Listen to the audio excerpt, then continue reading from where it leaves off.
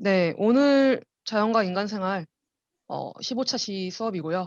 두 번째 연구 프로젝트 발표 날입니다. 그래서 저번과 마찬가지 형식으로 오늘 수업은 진행이 되고요. 발표를 오늘 좀 많은 팀들이 해서 최대한 빨리빨리 넘어갈 수 있도록 할 거고, 그리고 아까도 말씀드렸듯이 이메일로 오늘도 설문조사 링크 접속하여서 창의성, 실현 가능성, 완성도, 전달력 이 부분에 대해서 여러분들이 어, 다른 학우들의 발표 프로젝트를 평가하고 그것을 보내주시면 됩니다. 그러면은 이제 바로 시작해 볼까요? 네, 잘 보이시나요? 네네, 잘 보입니다. 네, 그럼 시작하겠습니다. 네. 안녕하십니까. 커피박의 재탄생이라는 주제로 발표를 하게 된 강준호, 한재영입니다. 발표 순서는 다음과 같습니다. 먼저 발표의 타겟을 말씀드리고 주제와 관련된 현황을 설명할 것입니다.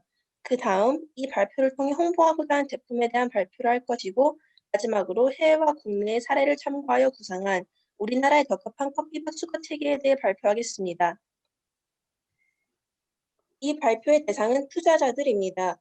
그들에게 커피박을 활용한 제품의 장점과 필요성을 어필하고 효율적인 커피박 수거택의 필요성을 설명하며 경쟁력 있는 제품 생산과 커피박 수거택의 구성을 위한 투자를 요청할 것입니다. 그럼 주제와 관련된 현황에 대해 발표하겠습니다. 여러분, 커피 수혈이라는 말을 들어보신 적이 있으신가요? 일상생활에서 커피를 달고 사는 일부 현대인의 생활 양식을 뜻하는 유행어인데요. 그만큼 우리 생활에 커피는 없어서는 안 될 요소로 자리매김하였습니다. 관세청이 통계청에서 수출한 자료를 토대로 국회 입법조사처에서 작성한 표를 참고한 왼쪽의 그래프를 보시면 2012년부터 2019년까지 국민 1인당 연간 커피 소비량은 꾸준히 증가하는 추세를 보이고 있음을 알 수 있습니다. 커피 소비량이 늘면서 커피밥 발생량 역시 점하고 있습니다. 왼쪽에 보시는 자료는 관세청과 수출 통계상의 생두 및 원두 수입량을 토대로 국회 입법조사처가 작성한 표를 참고하여 그린 그래프입니다. 이 그래프를 보시면 2012년부터 2019년까지 커피밥 발생 추정량은 꾸준히 증가했음을 알 수 있습니다. 2020년의 자료값이 다른 연도보다 현저하게 낮은 것은 1월부터 7월까지의 데이터만 있었기 때문입니다. 참고로 이 그래프에 표시된 자료는 커피박의 건조 중량을 토대로 한 것임을 알려드립니다. 커피 추출 방식이나 보관 방법에 따라 수분 함유량이 달라져 실제 발생량과는 다소 차이가 있음을 알려드립니다. 이렇게 커피박 발생량은 매년 증가하지만 정작 재활용은 제대로 되고 있지 않은 실정입니다. 커피박이 재활용되지 않고 매립되거나 소각되면 다량의 온실가스를 배출하고 토양을 오염시킬 수 있습니다. 그러면 그 이유는 무엇일까요? 첫째, 커피박은 현재 순환 자원으로 인정되지 않고 있습니다. 만약에 커피박이 폐기물이 아니라 순환 자원으로 인정된다면 폐기물 관련 규제 없이 원자재와 비슷한 수준으로 배출, 운반, 보관, 처리, 사용이 가능해질 것입니다. 둘째, 지속 가능한 커피박 재활용 방안이 구축되어 있지 않기 때문입니다. 현재 우리나라의 커피박 재활용 방안은 매장 방문 고객에게 무료로 커피박을 나눠주는 것, 각종 연구 및 시범 생산을 위해 사용하는 것, 그리고 기타 커피박이 필요한 곳에 그때그때 제공을 하는 것에 그치고 있습니다. 셋째, 커피박의 다양한 활용 방법에 대한 대중의 인식이 부족합니다. 커피박은 우리가 흔히 알고 있는 비료나 영양제뿐만 아니라 바이오 플라스틱, 바이오 연료, 종이, 화장품 잉크 등 다양한 제품 제작에 활용이 가능합니다. 우리는 이 중에서 커피박을 활용한 컵과 인테리어 가구를 홍보할 것입니다. 우리가 참고한 두 가지 기업 중 첫 번째는 독일 베를린의 카페폼이라는 회사입니다. 카페폼은 커피박을 이용해 컵을 만드는 회사이고 현재 유럽에서만 서비스를 제공하고 있습니다. 만약에 국내에서 독자적으로 커피박을 이용해 양질의 컵을 만드는 기술을 개발할 수 있다면 회사는 이를 통해 수익을 창출하고 소비자는 만족도가 높은 제품을 얻고 환경도 보호할 수 있습니다. 그 다음은 한국의 업사이클 전문 기업 트리입니다. 트리에서는 과거에 5,000잔 분량의 스타벅스 커피박을 재활용하여 제작한 테이블을 스타벅스 광화문점에 판매한 바가 있습니다. 현재는 이러한 활동을 하는 회사가 많지 않지만 커피박의 유용성을 더욱 열심히 대중에게 홍보하고 커피박을 활용한 제품의 종류를 늘리고 여러 회사들끼리의 경쟁을 통해 가격을 낮추면 커피박의 재활용 비율은 앞으로 더욱 높아질 것이라고 확신합니다. 그럼 우리가 제작과 판매를 계획하고 있는 구체적인 제품과 각각의 특징부터는 장준하고님께서 발표하시겠습니다.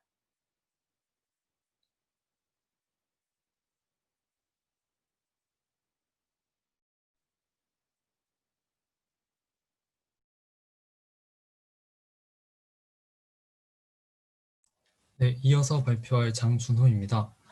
저희는 인테리어 용품과 가구 같은 제품을 생산하려고 하는데요. 먼저 저희가 직접 물품을 만들 수 없어서 시중에 나와 있는 제품을 가지고 온 것 양해 부탁드립니다. 여기 보시는 바와 같이 전등, 티코스터, 가구 등 일상용품을 커피박으로 만들 수 있었습니다. 마치 나무의 나이테가 나무 탁자에서 그 결을 보이듯이 커피박 제품에는 그 커피의 알갱이들이 불규칙적이지만 아름다운 디자인을 만드는 것을 볼 수 있었습니다. 또한 가구의 성능을 살펴보면 휨 강도, 즉 잘 휘는 정도는 좀 높아서 안정성에 문제가 있는 것 아니냐라는 지적이 있지만 그 외 수분 함유율이 낮아서 습도나 온도에 크게 영향을 받지 않았고 열과 충격에도 시중 합판과 비슷한 모습을 보였습니다. 그러면 왜 굳이 커피박을 이용한 제품을 만들어야 하는 것일까요? 업사이클링 제품이라는 관점을 제외하더라도 커피박을 손쉽게 얻을 수 있다는 점, 이는 비용 면에서 효율성을 보여줍니다. 또한 나무 탁자의 고유성이 그 결에 있는 것처럼 커피박 탁자도 색과 문양 면에서 다른 재료로 볼 수 없는 고유성을 나타냅니다. 또한 다른 회사랑 비교했을 때도 더욱 다양한 활용이 가능하는데요. 지금 커피박을 활용하는 회사는 주로 연필을 만들거나 점토를 만들거나 또는 3D 프린터의 필라멘트, 비료 이런 식으로 제한적인 사용만 가능한 상황입니다. 저희가 원하는 바는 침대나 책상, 그 외 인테리어 용품, 컵 등으로 취향에 맞게 선택할 수 있는 것을 원합니다. 그리고 마지막으로 시장성 면에서도 독자적인 운영이 가능하는데요. 앞서 말한 트리라는 회사를 제외하면 커피박을 이용한 가구 회사는 현재 없습니다. 그런데 그 트리의 홈페이지에서 지금 현재 전화 연결이 불가능하고 모든 제품은 품절 상태로 구입이 불가능한 상태였습니다. 어떤 이유에서 지금은 운영하지 않는 것으로 보입니다. 저희가 투자를 받아 얻을 수 있는 기대 효과는 다음과 같습니다. 먼저 환경적으로 업사이클링 회사라는 점, 그리고 폐기물로 처리되는 커피박을 버리지 않고 사용할 수 있다는 점, 여러 이론으로만 존재하던 커피박을 실제적으로 활용하여 상품화하고 소비자에게 전달하는 것, 그리고 이외에 현재 국회에서 관심을 가지고 있는 바이오 연료 등 커피박을 유기연료로 순환 자원으로 바꾸는데 긍정적인 영향을 준다는 점이 있습니다. 하지만 여러 가지 문제점 또한 존재하는데요. 아직 시민 인식 조사를 하지 않아서 어떤 결과가 나올지 모르겠지만 지인들에게 물어본 결과 굳이 나무 책상이 있는데 커피박 책상을 써야 하냐라는 답변을 많이 받았습니다. 이를 홍보와 마케팅으로 또한 친환경적이라는 것을 강조함으로써 해결하려고 합니다. 그리고 커피 색이 한정되어 있어서 단조롭다는 문제점 또한 있는데요. 이는 색을 입히는 기술이나 좀 창의적인 인테리어 용품으로 극복하려고 합니다. 그리고 저희가 생각하는 커피박 수거 체계에 대해 설명하도록 하겠습니다. 저희의 수거 체계를 만들기에 앞서 해외 사례를 살펴보았는데요. 왼쪽은 세계 규모의 커피 회사 네스카페, 오른쪽은 커피박에서 연료를 얻어 버스를 운영하는 영국의 바이오빈 회사입니다. 보시다시피 커피 소비자 수거 담당 기관, 그리고 에너지 생산 기관을 거쳐서 이 에너지가 회사나 기타 정부로 이동함을 볼 수 있습니다. 이때 기술 연구 기관을 활용하여 에너지의 효율성을 높이는 일도 같이 하고 있습니다. 이를 참조해 저희만의 수거 체계를 구성해 보았습니다. 먼저 카페와 개인으로 나누어 커피박을 얻으려고 하였습니다. 그런데 현재 상태로는 가정이나 회사에 커피박을 얻는 일이 힘들 것 같아서 먼저 카페와의 약속으로 얻는 것을 최우선 과제로 생각했습니다. 처음에는 우리나라의 특수성을 이용하여 배달 대행 업체를 해보려는 아이디어를 떠올렸는데 현재 커피박이 폐기물로 분리되어 있기 때문에 폐기물 전용 차량만이 이를 운반할 수 있다는 법이 있어서 주기적인 운반을 할 수 있는 그런 트럭 같은 수거 담당을 마련하려고 합니다. 이렇게 운반이 되면 공장에서 공정을 거쳐 상품화가 되고 이것이 소비자에게 전해집니다. 이때 공정 기술 등을 계속 연구해야 할 것이며 기회가 된다면 대학 협력, 그다음 자사 아이디어로 연료 분야까지 나아가려는 계획을 가지고 있습니다. 네, 이상으로 저희의 발표를 마치겠습니다. 저희 스타트업 회사의 성장을 위해 많은 투자를 부탁드립니다. 저희는 이 발표를 위해 여러 기사, 다른 회사 자료, 국회 입법 보고서, 법률 등을 참고했습니다. 네, 감사합니다. 네, 발표 잘 들었습니다. 혹시 장준호, 한재영 학생의 이 프로젝트에 대해서 질문 있는 학생이 있나요?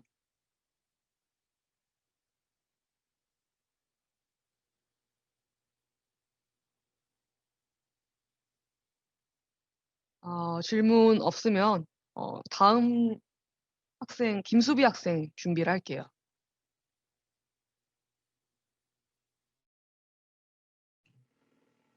들리시나요? 잘 들리세요? 네, 들립니다. 네. 자, 일단 상황부터 설명을 하도록 하겠습니다. 여러분은 지금 2020년 신기술 기업 박람회에 와 계십니다. 그래서 여러분들은 신기술을 주제로 한 브랜드에 투자를 하거나 협업을 원하는 기업의 임원진임을 알아두시고 발표를 시작하도록 하겠습니다. 반갑습니다. 2020년 하반기 신기술 기업 박람회에 방문해주신 임원진 여러분. 저희는 비욘드미트 주식회사 한국지사 마케팅 담당팀입니다. 저희는 오늘 신기술 박람회에서 대체육 생산 기술을 알리고 기업의 마케팅 방안을 소개함으로써 궁극적으로 한국의 대체육 시장을 활성화하고자 합니다. 먼저 과도한 육류 소비가 가지는 환경오염에 대해서 알아볼게요. 먼저 한국인의 1인당 육류 소비량이 지난 30년 사이에 4배 가까이로 급증했다는 사실을 알고 계셨나요? 또한 전 세계 반추동물 가축 두수는 2050년 58억 마리로 증가할 것이라고 합니다. 육류의 전체 소비량은 매년 1.3%씩 증가하여 2050년에는 약 455만 톤에 이를 것으로 전망되고 있습니다. 그렇다면 이러한 육류 소비가 어떤 환경오염을 일으키는지 먼저 첫 번째는 온실가스입니다. 세계 온실가스 중 18%가 가축으로부터 나온다는 사실을 알고 계셨나요? FAU는 소 한 마리가 1년 동안 방출하는 메탄은 47kg으로 4마리가 내보내는 메탄이 자동차 한 대에서 나오는 양과 크게 다르지 않다고 분석한 바 있습니다. 두 번째는 토지 개간으로 인한 생물 다양성 파괴입니다. 50여 년 에서 전환된 전 세계 토지의 65%가 축산업을 위한 개간이었습니다. 계속 늘어나는 가축들의 사료를 마련하기 위해 숲과 생물 다양성이 파괴되고 있는 실정입니다. 세 번째는 과도한 물 사용 및 수질과 토양오염 문제입니다. 고기 단백질을 생산하는 데에는 같은 양의 식물 단백질보다 물은 4배에서 25배, 땅은 6배에서 17배 더 필요하다고 합니다. 또한 화학비료와 살충제, 가축을 위한 약품들이 물과 토양을 오염시키고 있습니다. 마지막으로 육류 소비는 미세먼지 발생의 원인이 되기도 합니다. 동물의 대변과 비료에서 발생한 암모니아 가스가 대기 중 등 공장에서 배출하는 질소상한물과 결합하여 심장과 폐질환을 일으키는 미세먼지가 되고 있습니다.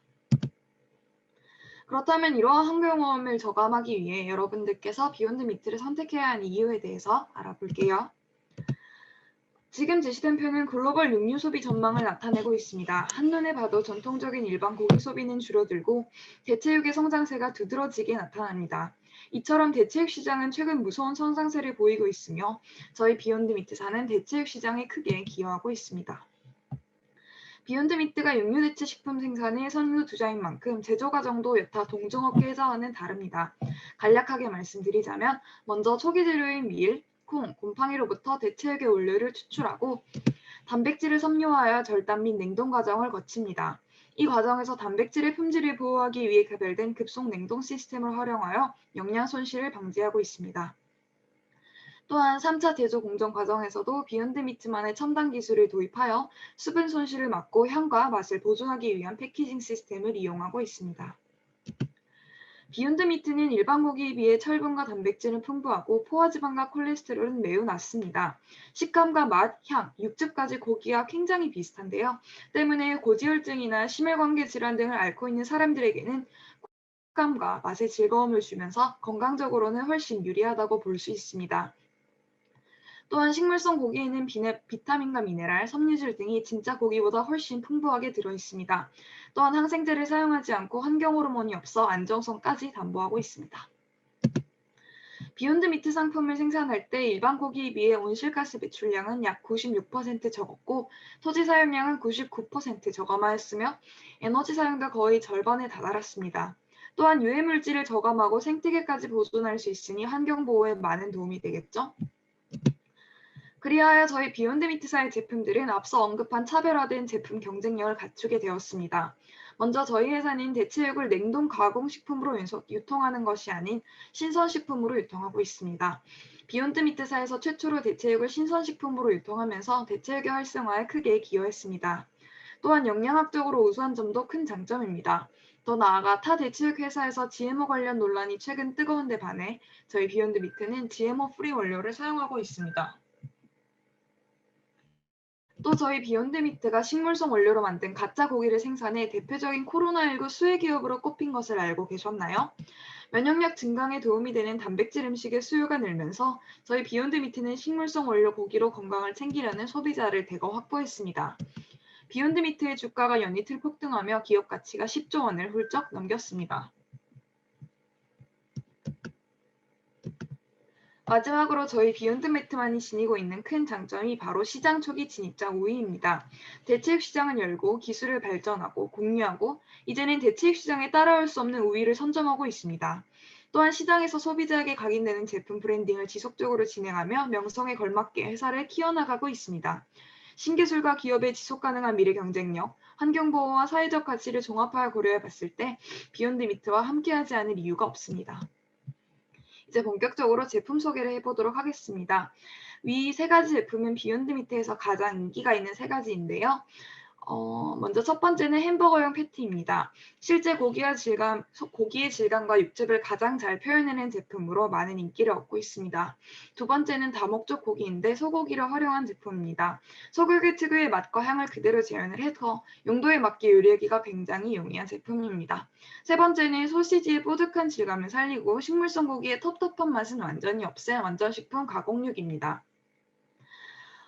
저희 부스에 가보시면 비욘드 미트의 가장 인기 있는 세 가지와 이들을 활용한 음식들을 시식할 수 있도록 준비해 두었습니다. 이외에도 비프 크럼블, 포크 크럼블 등도 준비되어 있으니 참가 후에 궁금하신 분들은 부스에 방문해 주세요. 현재 육류 대체식품을 대하는 소비자들의 입장은 약으로 정리할 수 있었습니다. 먼저 가격이 비싸 일반 소비자들이 접근하기 어렵다는 의견, 대체육 상품의 다양성 부족, 고기의 맛을 제대로 재현해낼 수 있는 맛의 부족이었습니다. 저희 비욘드 미트사는 이러한 피드백을 반영하여 이 세 가지를 모두 충족할 수 있는 마케팅을 진행하고자 합니다. 그래서 저희는 첫 번째로 미디어 플랫폼을 활용한 광고 진행, 두 번째로 각종 브랜드와의 제휴, 세 번째는 자체 브랜드 출원을 마케팅 전략으로 삼았습니다. 첫 번째는 유튜브를 활용한 광고입니다. 비욘드 미트의 사회적, 환경 친화적 기업 이미지를 활용해 먹방 유튜버들에게 제품을 지원하고 대체육에 대한 관심도를 끌어올릴 것입니다. 두 번째는 비욘드 미트 제품에 대한 리뷰를 활성화하는 것입니다.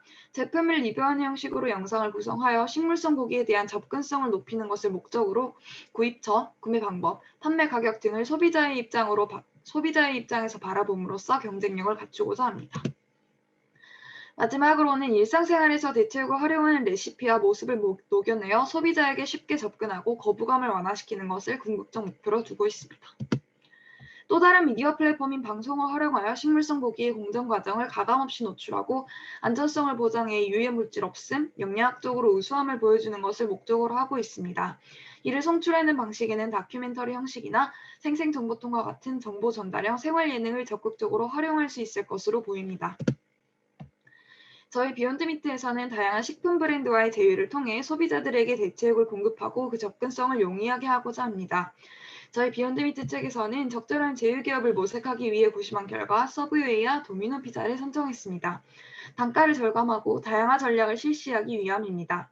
위 두 브랜드와 신메뉴를 개발하는 과정에서 패티보다는 비욘드미트만이 생산할 수 있는 크럼블 형태의 다진 육과 가공육 형태의 소시지와 살라미, 햄을 적극 활용하고자 합니다.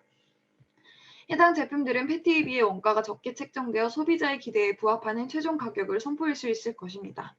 먼저 서브웨이의 신메뉴는 소시지와 살라미 형태 두 가지로 출시할 예정입니다. 더 나아가 서브웨이는 소비자가 자체적으로 재료를 선택할 수 있어 비건 소비자와 일반 소비자 간의 조화가 용이할 것으로 기대됩니다. 도미노 피자에서는 크럼블 형태의 다진 육을 주력으로 홍보하고자 합니다.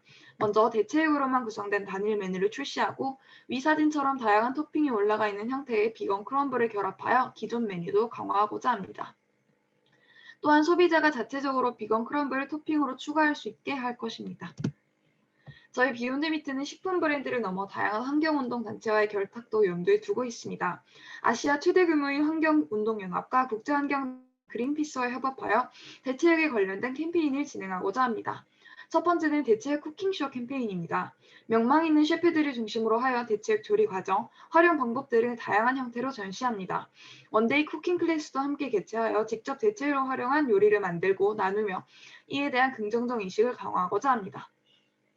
두 번째는 고기 없는 월요일 캠페인 강화입니다. 환경부와 외교부가 2017년 연합하여 진행했던 해당 캠페인은 취지는 좋았으나 널리 대중화되지는 못했는데요. 비욘드미트는 해당 캠페인을 되살리기 위해 언론, 미디어 매체를 활용하여 홍보를 진행하고 단순히 고기를 먹지 않는 것에서 나아가 대체육 소비를 진행시킬 수 있도록 각종 급식단체, 유통업체에 상품을 제공할 예정입니다.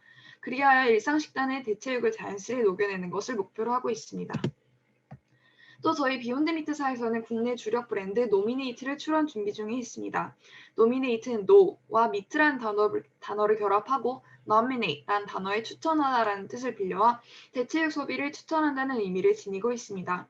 해당 브랜드는 2021년 상반기까지 모회사인 비욘드미트 제품을 자국 생산 및 유통하여 국내 시장에 효과적으로 진입하는 것을 목표로 두고 있습니다.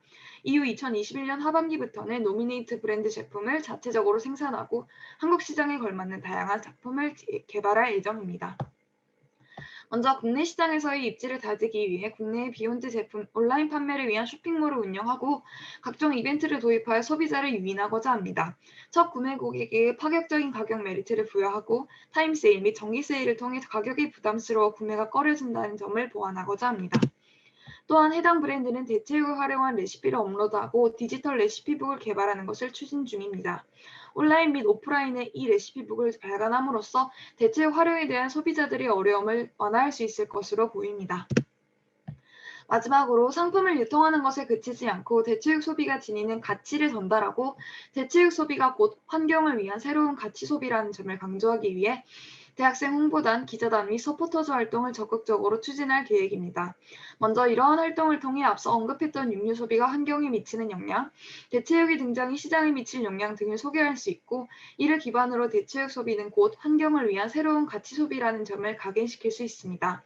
단순히 식품을 소비하는 것이 아닌 새로운 가치를 소비한다는 인식을 소비자에게 심어주는 것입니다. 더 나아가 서포터즈 계열 홍보를 진행하는 과정에서 상대적으로 젊은 잠재 소비자층에게 대체육을 자연스럽게 소개할 수 있게 됩니다. 이들은 대체육의 정보를 블로그, 인스타그램, 페이스북을 통해 전달하는 과정에서 의의를 발견하고 인적 네트워크를 통해 홍보할 수 있는 중요한 고객층이 됩니다. 지금까지 비욘드미트 회사 소개와 기업 설명회를 들어주셔서 감사합니다. 발표는 여기까지 하겠습니다.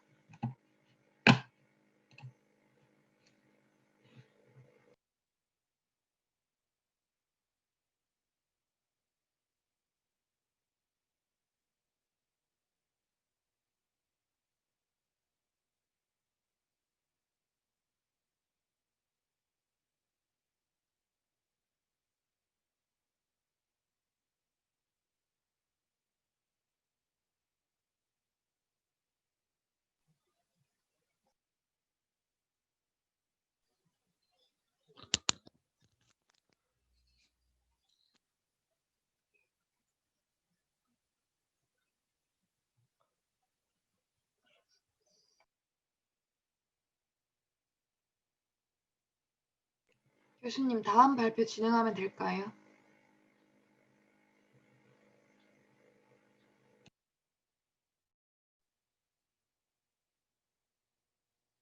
제 목소리가 안 들렸구나. 잠시만요. 제가 질문을 하나 해드렸는데요.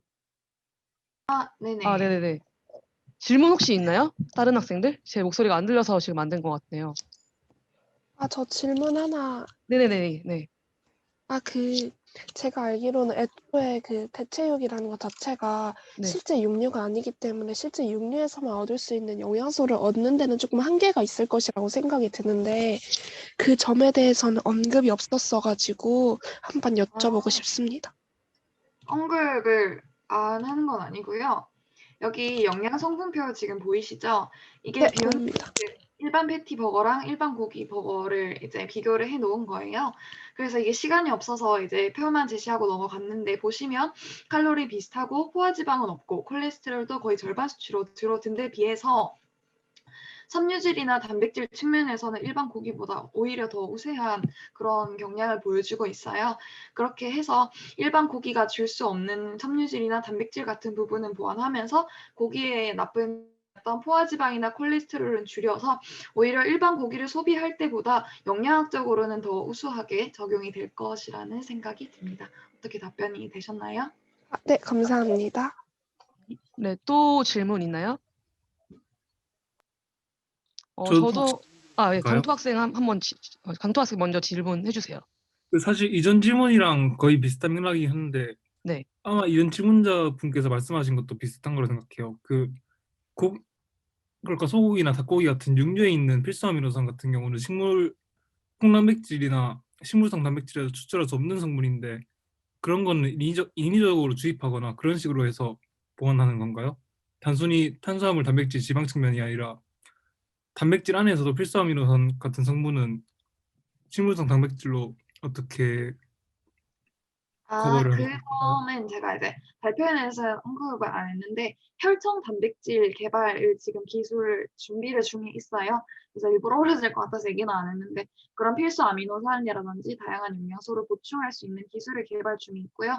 그 대표적인 걸로 혈청 단백질 개발을 해서 고기에서 얻을 수 있는 영양학적 측면을 식물성 고기로도 충분히 대체할 수 있도록 준비를 중에 있고 식물성 고기 이외에도 배양육이라는 것이 있거든요. 그 배양육 같은 경우에는 이제 세포를 배양을 해서 고기를 만들어내는 거기 때문에 우려하셨던 그런 영양 성분을 이후에 추후의 기술 발전을 통해서는 충분히 보완을 할 수 있을 거라고 생각이 듭니다. 어떻게 답변이 되셨나요? 네, 감사합니다. 네. 네. 또 질문 있나요? 질문이 없으면 다음 학생들 프로젝트로 넘어가도록 할게요. 이선영 학생, 김영은 학생 질문 있으신 준비되셨나요? 거 아니에요? 저가 있었는데 지금 이제 시간 관리를 위해서 네, 넘어가도록 네. 할게요. 네. 네. 네, 저 교수님, 네네. 채팅창을 보니까 저희 앞 발표가 아까 그 이선영 학우님이신데 네. 수정할 게 있어서 다른 분들이 먼저 하셔도 괜찮다고 채팅이 올라와 있어서 네네네. 어떻게 되는 건지 이거 여쭤보려고. 아까 이선영 학생 이거 아까 그 테스트 미리 발표하기 전에 테스트할 때 채팅하신 것 같은데 네, 알겠습니다. 맞죠? 이선영 학생 준비되셨나요? 아니면은 네, 준비됐습니다. 네네네. 그러면은 시작하도록 할게요.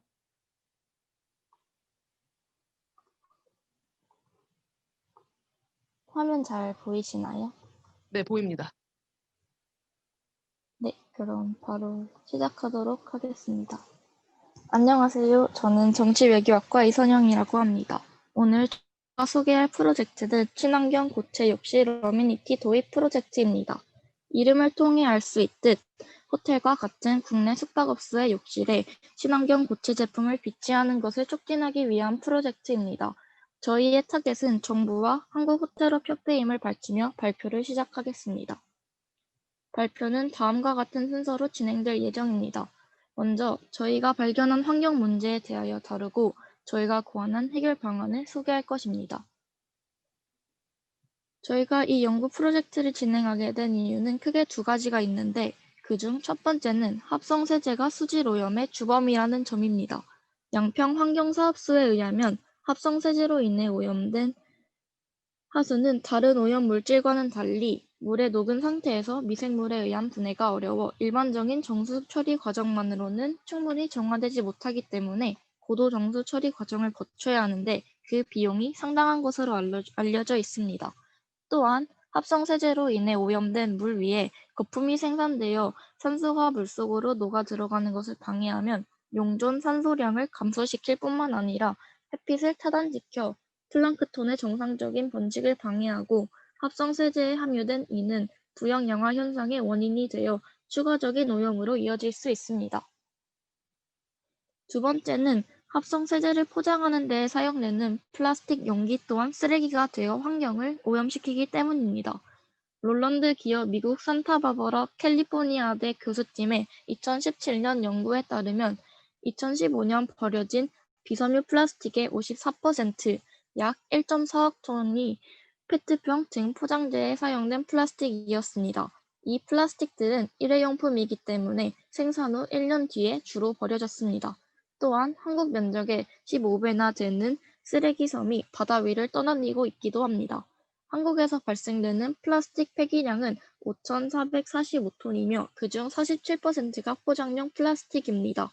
플라스틱은 자연 분해 기간이 수백 년 또는 수천 년에 다다르고도 하기 때문에 지구 곳곳에 머물며 환경 오염의 원인이 됩니다. 앞서 제시한 두 문제를 효과적으로 해결하기 위해 저희가 제시하는 솔루션은 바로 국내 호텔 시설의 친환경 고체 욕실 어메니티를 도입하는 것입니다. 쉽게 말해 현재 대부분의 시설들에 비치되어 있는 액체 합성 세제 제품을 고체 형태의 친환경적인 제품으로 교체하여 수질 오염을 최소화하고 플라스틱 쓰레기의 배출량을 줄이는 것입니다. 이 프로젝트를 성공시키기 위해서는 정부와 한국호텔업협회의 적극적인 협조가 필요합니다. 가장 먼저 정부가 해야 할 역할은 한국호텔업협회가 프로젝트에 참여할 것을 권고하고 이들의 참여를 유도할 수 있는 혜택을 제공하는 것과 친환경 고체 제품 생산자들에게 지불할 초기 자금을 마련하는 것입니다.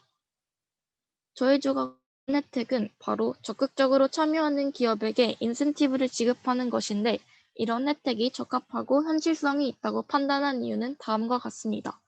첫 번째로 한국호텔업협회의 구성원들은 돈을 버는 것이 목적인 사업가입니다. 그렇기 때문에 돈을 직접적으로 지급하는 형태의 인센티브는 이들을 움직이게 만드는 동기로서의 역할을 충분히 할 것입니다. 두 번째 이유는 바로 이 프로젝트를 진행함으로써 인센티브를 위한 자금이 동시다발적으로 마련되기 때문입니다. 앞서 설명하였던 바와 같이 합성 세제로 오염된 하수는 일반적인 경수 과정만으로는 충분히 정화되지 못하며 거품이 생성되고 부영양화 현상을 불러일으킵니다. 현재 우리나라에서는 이러한 문제점을 해결하기 위해 고도 정수, 거품 제거, 그리고 부영양화 방지 등을 위한 상당한 비용이 추가적으로 투자되고 있는데 만약 이 모든 문제의 주요한 원인이 되는 합성세제의 사용을 줄인다면 문제점의 심각성이 완화되어 추가 비용을 절약할 수 있을 것이며 이 자금을 인센티브를 위해 사용할 수 있을 것으로 전망됩니다. 저희 조가 제시한 정부의 두 번째 역할인 초기 자금 마련은 이 프로젝트를 성공적으로 정착시키는 데에 중요한 요소입니다. 이 프로젝트에 참여하는 것을 고려하는 호텔 기업들은 초반에는 친환경 고체 욕실 제품을 비치하는 것에 대한 의심을 갖고 반응할 것입니다. 따라서 친환경 제품 구입 비용의 일부를 정부가 지원한다면 호텔 운영자들이 손해에 대한 걱정을 덜 수 있어 조금 더 열린 시야로 이 프로젝트를 바라볼 수 있을 것이라고 생각합니다. 정부적 차원에서 모금을 진행하여 자금을 마련하거나 환경정책 예산의 일부를 이 프로젝트에 투자한다면 환경적, 경제적 측면을 모두 고려하였을 때 미래에 따라올 이익이 더 클 것으로 예상되기 때문에 생산자들에게 지급할 초기 자금을 마련하는 것이 정부가 해서 마땅한 일이라고 확신합니다. 성과와 이윤을 배제하고도 국가 차세대를 위한 지속 가능한 발전을 위해 노력해야 할 의무와 특히 파리협정 가입국으로 환경 개선에 노력을 기울여야 할 의무가 있기 때문에 정부가 이 프로젝트를 적극 지지할 것으로 당부합니다. 안녕하세요. 저는 후반부 발표를 맡은 환경생태공학부 김영은이라고 합니다. 지금부터 한국호텔협회가 저희 프로그램에 참여해야 할 이유와 호텔 협조로 이룰 수 있는 환경성과에 대해 다뤄보도록 하겠습니다. 앞서 문제점에서 말했듯 1차 포장재는 우리 환경에 많은 영향을 끼칩니다. 그렇기 때문에 1차 포장재를 줄이는 것은 많은 양의 쓰레기를 줄일 수 있는 방법이 됩니다. 샴푸와 린스, 의류 및 주방용 세제 등의 용기 사용량을 줄일 경우 포장재 쓰레기의 70에서 80%나 줄일 수 있습니다. 그래서 저희가 찾은 1차 포장재의 감소 방안은 바로 고체 샴푸를 사용하는 것입니다. 고체 샴푸를 우리나라의 모든 호텔이 사용할 경우 전 세계 쓰레기 배출량 중 56.49% 정도를 줄일 수 있습니다. 그 이유는 1000개의 호텔에서 대용량 용기를 사용할 경우 전 세계 쓰레기 30%를 줄일 수 있기 때문입니다. 그렇기 때문에 한국 호텔의 경우 1883개의 호텔이 있기 때문에 대략 145만 킬로그램을 줄일 수 있습니다. 전 세계 쓰레기 양은 약 566만 킬로그램 정도입니다. 이 무게는 저희가 직접 계산한 값입니다. 이 수치는 모두 대용량 용기를 사용할 경우이기 때문에 고체 샴푸를 사용하게 되면 이보다 더 많은 수치를 줄일 수 있을 것이라고 봅니다. 여기서 또 발생하는 문제는 고체 샴푸의 위생과 이 고체 샴푸의 포장재입니다. 여기서 저희가 발견한 것은 생분해성 플라스틱을 활용하는 것입니다. 생분해성 플라스틱의 경우 전분을 이용하거나 지방적 폴리에스테르를 사용하여 만듭니다. 전분을 사용하는 방법은 옥수수나 감자를 첨가하여 만들고 지방적 폴리에스테르는 생분해성이 없는 방향적 폴리에스테르의 분자 구조 중 벤젠고리 부분을 탄화수소로 대체하여 자연환경에서 완전 생분해가 가능하도록 만들고 있기 때문에 포장재로 나오는 쓰레기를 줄일 수 있습니다. SKC, 하나, 대상, 세안, 일회화학 등 회사에서 식품 포장 및 종량제 쓰레기 봉투 등을 활용해서 생분해성 플라스틱 재질로 생산 판매 중이기 때문에 이를 활용하면 포장지를 친환경적이게 만들 수 있습니다. 그리고 위생을 위해서 하루를 쓰면 사라질 정도의 양으로만 고체 샴푸를 만들어서 다른 사람과 같이 쉐어해서 쓰지 않게 할 것이며 객실에 손님 1인당에게 1개씩 나눠 드릴 겁니다.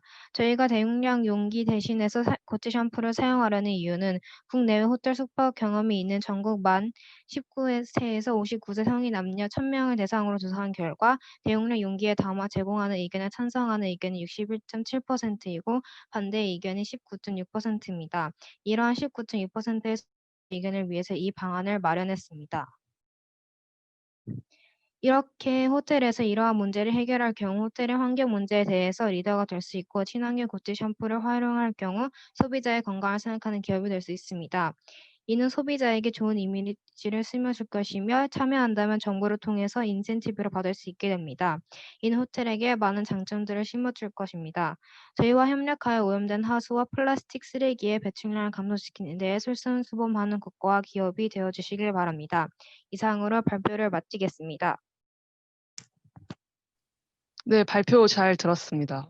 혹시 이선영, 김영은 학생의 프로젝트에 대해서 질문 있는 학생 있나요? 네, 저 질문 있는데요. 그 액체랑 고체인 게 그다지 상관이 없을 것 같아서요. 예를 들어서 액체 샴푸도 뭐 LPG 가스 운반하듯이 뭐 거대한 통에 담아서 호텔한테 들어오고 호텔이 그걸 뭐 소분해가지고 각 방에 넣는다거나 뭐 이런 식으로 그 용기를 안 쓰면서 배송받을 수 있는 방법이 여러 가지 있을 것 같고, 그래서 포장재에 관련돼서 주요하게 논의를 하신 건지 아니면 액체가 아니라 고체를 쓰는 것 자체가 다른 장점이 또 있는 건지 궁금합니다. 저희 프로젝트는 1차적으로 액체와 국체에 대해서 다룬 것이고 포장재는 추가적으로 해결할 수 있는 문제에 대해서 다룬 것입니다.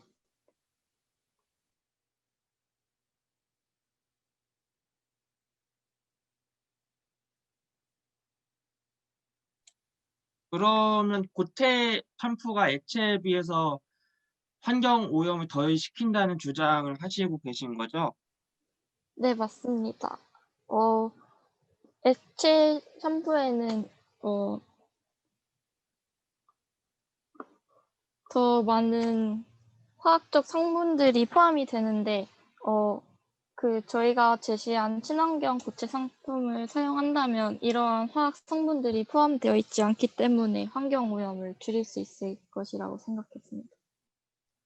알겠습니다. 네, 또 질문 있나요?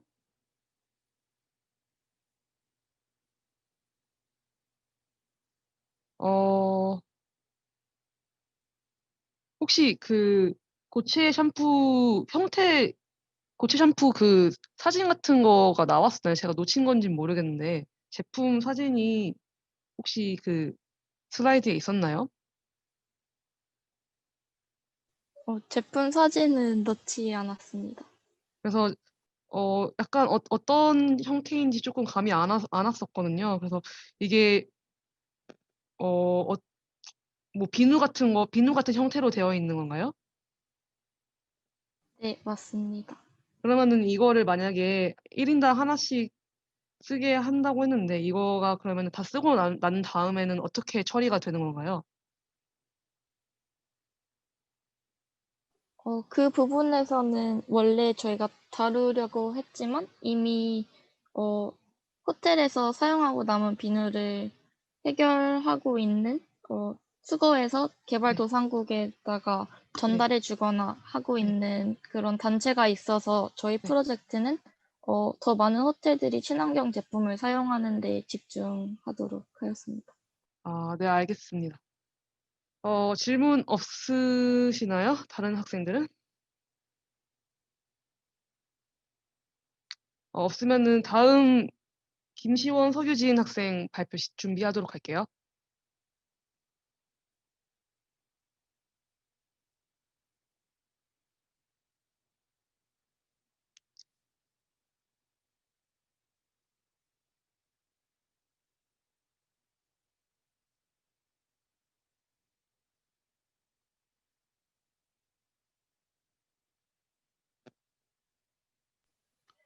네, 안녕하세요. 자연과 인간 생활 최종 발표를 진행하게 된 생명공학부 서규진, 김시원입니다.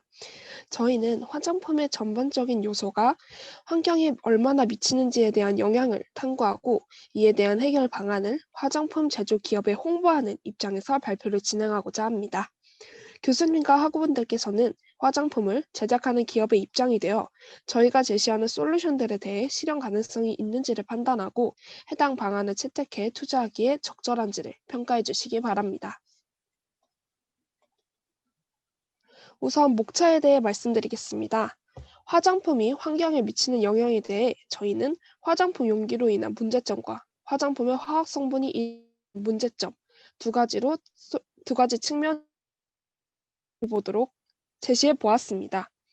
발표의 최종적인 목표는 친환경 화장품 또는 친환경적인 용기를 제작, 용기 재활용 확대 등을 통해 자연 환경에 대한 긍정적 영향과 소비자들에게 친환경 기업으로 인식됨으로써 얻을 수 있는 혜택을 저희 발표 대상인 기업 경영진 분들께 알려드리는 것입니다. 발표 대상은 화장품 생산과 판매를 주로 하는 기업의 경영진입니다. 친환경 화장품 용기를 제작하여 환경에 긍정적인 영향을 미침으로써 소비자들에게 친환경이자 비건 기업이라는 대표 이미지를 얻을 수 있습니다. 단기적인 입장에서는 친환경 화장품 생산을 위한 투자가 손실이 될지 몰라도 일정한 타겟층을 대상으로 꾸준한 판매를 진행하는 화장품 분야의 산업에서는 장기적으로 이 투자가 큰 이득이 되어 돌아올 것입니다. 실제 2009년 진행된 아모레퍼시픽 산하 이니스프리의 공병수거 이벤트를 통해 이니스프리는 친환경 트렌드를 주도적으로 선점하였고 그 이후 브랜드와 제품의 충성도까지 높였습니다. 그 결과로 이니스프리는 현재까지도 소비자들에게 자연 친화적이고 안전한 이미지를 보이고 있습니다. 화장품이 환경에 미치는 영향에서 첫 번째로 고려해야 할 문제점은 화장품 용기로 인한 문제점입니다. 화장품을 담기 위해 제작된 용기는 여분의 화장품을 발생시킨다는 점에서 환경에 영향을 미치기도 하지만 용기 그 자체로 환경오염을 초래하기도 합니다. 화장품 용기의 문제에서도 두 가지 대표적인 문제를 고려할 수 있습니다. 첫째는 화장품이 다 사용되지 않고 버려져 환경에 미치게 되는 영향입니다. 실제로 소비자들은 보통 화장품을 덜 쓰고 3% 정도 낭비한다고 합니다. 이렇게 버려지는 화장품은 1년간 2.5톤 이상이라고 합니다. 다 사용하려고 해도 화장품 용기가 마지막 남은 용량까지 다 쓸 수 없게 만들어진 것들이 많습니다. 둘째는 용기의 제작 성분이 환경에 미치는 영향입니다. 이러한 용기의 문제에 대해 실제 다양한 기업들이 시행하고 있는 친환경 용기 사업을 조사해 보았습니다. 록식당에서는 글로벌 환경 기업 테라사이클과 함께 공병 수거 캠페인을 진행하고 있습니다. 다 쓴 화장품 용기를 매장으로 가져오면 새로 구입하는 록식당 제품의 5%를 할인해주는 캠페인은 실제 한 달에 1톤 정도의 공병이 회수되는 성공률을 보였습니다.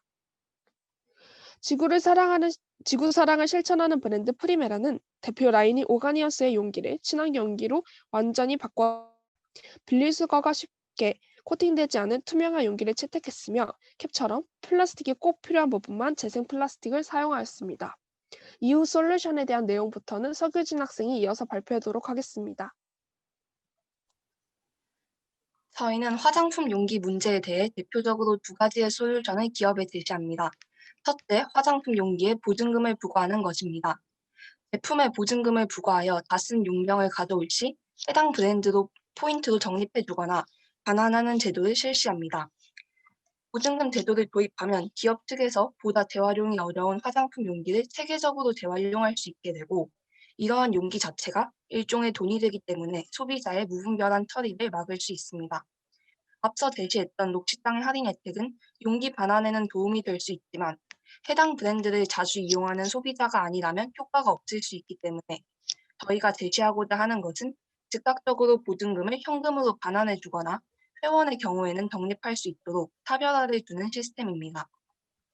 이러한 제도의 근거로 저희가 환경부의 일회용 컵 보증금 제도에 대한 소비자들의 인식을 살펴본 결과 일회용 컵 보증금 제도 도입에 응답자의 약 90%가 동의한 것을 알 수 있습니다. 이는 현재의 소비자들이 일회용품 사용 증가에 대해 심각성을 인지하고 있고 일회용 용기 감량에 동참할 수 있다는 의미로 볼 수 있습니다. 이에 소주병, 맥주병과 같은 현재 용기 보증금 제도에 대한 보증금이 10에서 20% 정도로 책정되고 있기 때문에 상대적으로 가격이 높은 화장품 용기에 대해서는 5에서 10%가 적절한 범위라고 생각됩니다. 두 번째 솔루션은 에어리스 펌프의 실용화 및 보급화입니다. 일반 튜브는 사용자의 감각에 의존하여 적정량의 내용물을 찍어 사용해야 하기 때문에 내용물을 낭비하게 되고 끝까지 사용할 수 없습니다. 그러나 에어리스 펌프는 사용하지 않는 평상시에 외부로부터 공기나 이물질의 유입을 완전히 차단할 뿐만 아니라 내용물을 적정량씩 소출시킬 수 있도록 함으로써 용기에 담긴 내용물을 전부 사용할 수 있게 합니다. 나아가 케이스의 회전 작동에 의해 펌핑 작동이 이루어지도록 함으로써 작동성을 향상시킵니다. 실제 아이오페어 같은 대기업의 경우 에어리스 펌프를 적용한 라인을 진행 중이고 성공적인 결과를 내고 있습니다.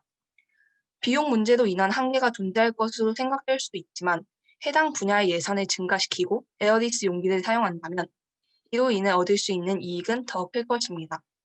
또한 앞서 제시했던 용병 보증금 제도를 이용한다면 사진에도 나와 있듯이 회수된 용기로부터 에어리스 펌프 부분만 따로 분리하여 재사용할 수 있기 때문에 높은 효율을 보일 것으로 기대됩니다. 용기의 문제 다음으로는 화장품 성분의 문제입니다. 화장품 하나에는 최대 35만 개의 미세한 플라스틱 입자인 마이크로비즈가 포함되며 2015년 발표된 연구에 따르면 이러한 화장품의 화학물질은 산호의 기후변화 회복력을 취약하게 하는 등 해양 생태계에 치명적입니다. 미세 플라스틱과 같은 화장품 속에 사람들은 화장품 성분 개선 필요성의 목소리를 지속적으로 내고 있습니다. 현재 많은 대체제가 개발되어 있고 해외 기업의 경우 대체 성분을 활용하여 화장품을 만드는 시도가 활발한 만큼 이 발표의 대상자인 국내 화장품 기업은 친환경이라는 트렌드에 맞추어 새로운 라인의 제품을 생산해내는 것이 중요하다고 생각됩니다. 화장품에 사용되는 화학 물질 중 환경에 가장 영향이 큰 옥시벤존은 주로 크림이나 로션에 사용되고 있습니다. 이에 주로 사용되는 기술인 유화제는 석유 등의 연료에서 인공적으로 만들어낸 합성 계면 활성제입니다. 세정, 거품, 보습 등의 기능이 있어 많은 화장품에 사용되지만 높은 독성과 침투성, 잔류성을 가져 인체의 피부에 영향을 미치고 하수 처리 과정에서 분해되지 않아 바다나 하천을 오염합니다. 또한 합성 계면 활성제는 2,000에서 3,000여 가지 정도 되는데 이는 물 위에 거품을 형성하여 햇빛과 산소를 차단하기도 합니다. 따라서 저희는 환경에 악영향을 미치지 않는 천연 유화제 사용의 필요성을 강조하고자 하며 시판 에멀션이 갖는 문제점은 저희가 제시하는 천연 유화제 솔루션을 통해 해결할 수 있을 것으로 보입니다. 다음에 제시된 유기농 화장품 구성의 성분 기준을 보면 유화제에 대한 개선이 이루어져야 함을 시사한다는 것을 알 수 있습니다. 이에 대한 솔루션으로 저희는 천연 유화제 제작 기술을 연구하였고 이를 화장품 제조에 실질적으로 적용시키고자 합니다. 본 연구에서는 카제인, 알부민, 젤라틴 등의 단백질 분말을 사용하여 앞서 언급한 문제점이 보완된 유화제를 제작하고 시중의 유화제의 문제점을 해결하는 것을 최종 목표로 합니다. 저희가 진행한 연구에서는 우선 단백질 분말을 여러 비율로 조합한 후 유화제의 흡광도를 측정하였고 시판에서 사용되는 에멀전과 천연 유화제의 성능을 4가지 측면에서 비교하였으며 실현 가능성과 적용 가능성을 높일 수 있게 인체의 피부와 비슷한 돼지 껍데기를 이용해 실험을 진행하였습니다. 그 결과 카제인 2g을 이용한 천연 유화제의 경우 흡수 성능의 경우에는 시판 제품보다 뛰어난 효과를 보임을 알 수 있었고 이를 통해 기업 측에서는 천연 유화제 성분을 이용하여 환경에 악영향을 미치지 않는 제품을 생산할 수 있을 것이며 또한 소량의 단백질 분말을 이용하였을 때 높은 효과를 보임이 연구를 통해 증명되었기 때문에 예산적인 측면에서도 안정적인 결과를 도출할 수 있을 것으로 보입니다. 다음은 저희가 발표 제작에 사용한 자료의 출처입니다. 이상으로 기업의 경영진을 대상으로 한 화장품의 전반적인 요소가 환경에 미치는 영향과 솔루션을 제시한 저희의 발표를 마치도록 하겠습니다. 감사합니다. 네, 발표 잘 들었습니다. 혹시 이 서규진, 김시원 학생의 프로젝트에 대해서 질문 있는 학생 있나요?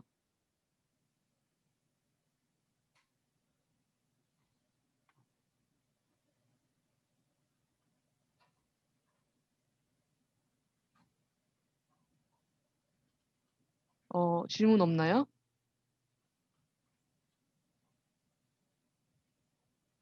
그러면은 다음 학생으로 넘어가도록 할게요. 박서정 학생 준비됐나요?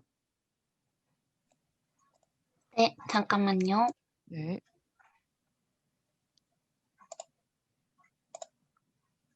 다 보이시나요? 네, 보입니다. 네. 안녕하세요. 산불과 환경 이슈를 주제로 발표할 박서정입니다. 발표 시작에 앞서 발표의 대상과 목적을 말씀드리고 시작하겠습니다.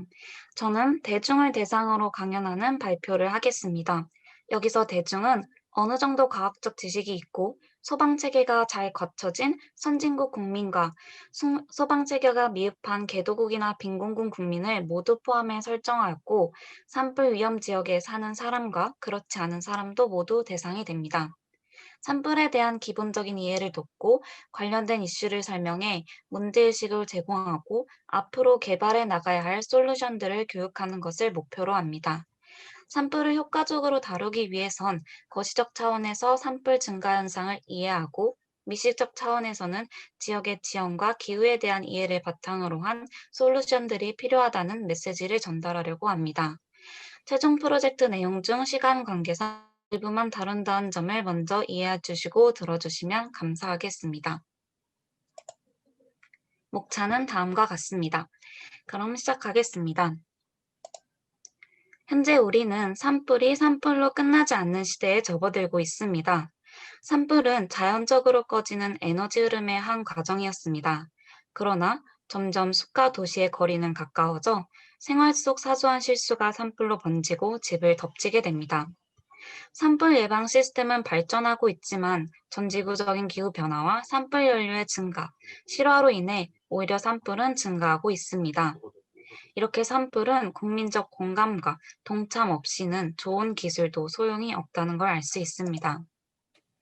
왼쪽은 작년 강원 동해안 산불로 전국 소방서의 협력을 통해 빠르게 불을 진압했고 그 후 신산불 종합 대책을 수립하면서 대한민국은 올해 고성 산불을 성공적으로 진압하였습니다. 그러나 아마존 산불에 대한 브라질의 대응은 달랐습니다. 작년 8월 미국, 독일, 일본 등 G7은 2천만 달러를 산불 진화에 지원하기로 했는데 브라질 정부가 이를 거부했습니다.